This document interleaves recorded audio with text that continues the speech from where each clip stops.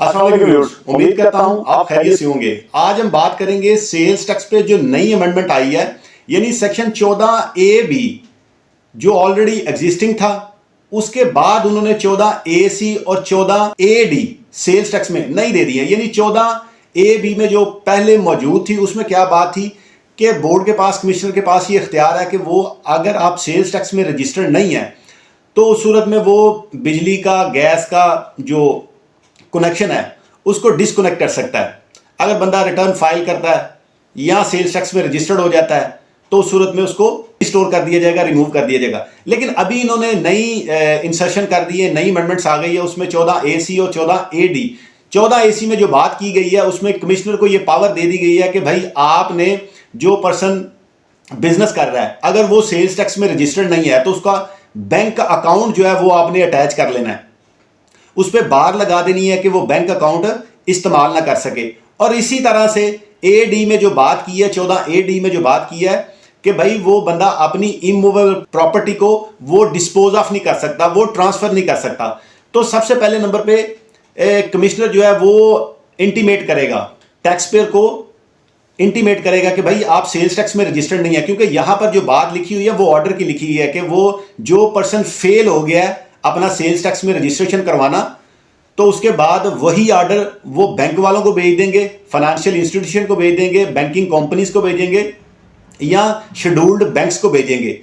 तो सबसे पहले नंबर पे बात ये बनेगी कि टैक्स पेयर को पहले इंटीमेट किया जाएगा, नोटिस किया जाएगा कि भाई आप सेल्स टैक्स में रजिस्टर्ड लायबल हो, बनता है कि आप सेल्स टैक्स में रजिस्टर्ड हो। अगर वो अपनी सेल्स टैक्स में registered within due date या जो नोटिस में डेट बताई गई है उसमें अपना रजिस्टर्ड नहीं होता, तो इस सूरत में कमिश्नर के पास ये पूरा अख्तियार है कि वो ऑर्डर पास करेगा और वही ऑर्डर बैंक वालों को भेज देगा या रजिस्टरिंग अथॉरिटी जो है, जो ACDC बैठे हुए हैं वहां पर, असिस्टेंट कमिश्नर जो बैठे हैं जिन्होंने रजिस्ट्रेशन करनी है, रजिस्ट्रेशन ब्रांच वालों को वो भेज सकते हैं, रिकॉर्डिंग वालों को, टेस्टिंग वालों को, ट्रांसफर जो प्रॉपर्टी वहां पर बैठ के करते हैं, उनको ये ऑर्डर भेजा जाएगा। लेकिन ऑर्डर भेजने से पहले सबसे पहले नंबर पे कमिश्नर वो इंटीमेट करेगा कि भाई यू आर लायबल, कि आपने अपनी सेल्स टैक्स में रजिस्ट्रेशन करवानी है। अगर रजिस्ट्रेशन ना करवाई तो उसके बाद के ये सारे मराहल उसके बाद शुरू होंगे, उसके बाद वो ऑर्डर पास करेगा, उसके बाद वो बैंक वालों को या जो अथॉरिटी है इमूवेबल प्रॉपर्टी की ट्रांसफर करने के लिए जो अथॉरिटी है वहां वो ऑर्डर भेजेंगे। और जब पर्सन जो है वो सेल्स टैक्स में रजिस्ट्रेशन करवा लेता है तो उसके बाद ये रीस्टोर हो जाएगा, ये वापस ले लिया जाएगा। अगर किसी को भेजा भी होगा ना इन्होंने ऑर्डर, तो वो वापस हो जाएगा विद इन 2 वर्किंग डेज में। और अगर ये डिसीजन आप समझते हैं कि मेरा सेल्स टैक्स में रजिस्टर्ड होना बनता नहीं है, मैं लायबल नहीं हूं, मेरी इस तरह की सप्लाईज नहीं है या उसका थ्रेशोल्ड कम है, मैंने अपनी लास्ट वीडियो में बता दिया था कि कौन कौन पर्सन जो हैं वो सेल्स टैक्स में लायबल हैं, किन का बनता है कि उन्होंने सेल्स टैक्स में रजिस्ट्रेशन करवानी है। अगर एक टैक्स पेयर कहता है कि भाई मैं इनकम टैक्स में तो रजिस्टर्ड हूं लेकिन मेरा सेल्स टैक्स में रजिस्ट्रेशन होना बनता नहीं, लेकिन कमिश्नर उसको नोटिस डाल देता है कि भाई आपका सेल्स टैक्स में रजिस्टर्ड होना बनता है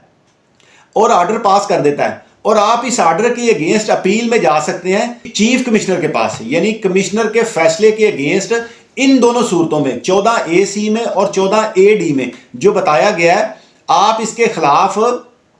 चीफ कमिश्नर के पास जा सकते हैं। यानी आपने विद इन 30 डेज जाना है, विद इन 30 डेज। जब आपको ऑर्डर रिसीव हो जाएगा, रिसीव होने के 30 डेज में आपने अपील करनी है चीफ कमिश्नर के पास। तो उम्मीद करता हूं दोस्तों मैंने अपनी शॉर्ट सी वीडियो में आपको ये बता दिया कि कमिश्नर के पास जो न्यू अमेंडमेंट के तहत अख्तियारात आ गए हैं वो ये हैं कि वो आपका बैंक अकाउंट और इसी तरह से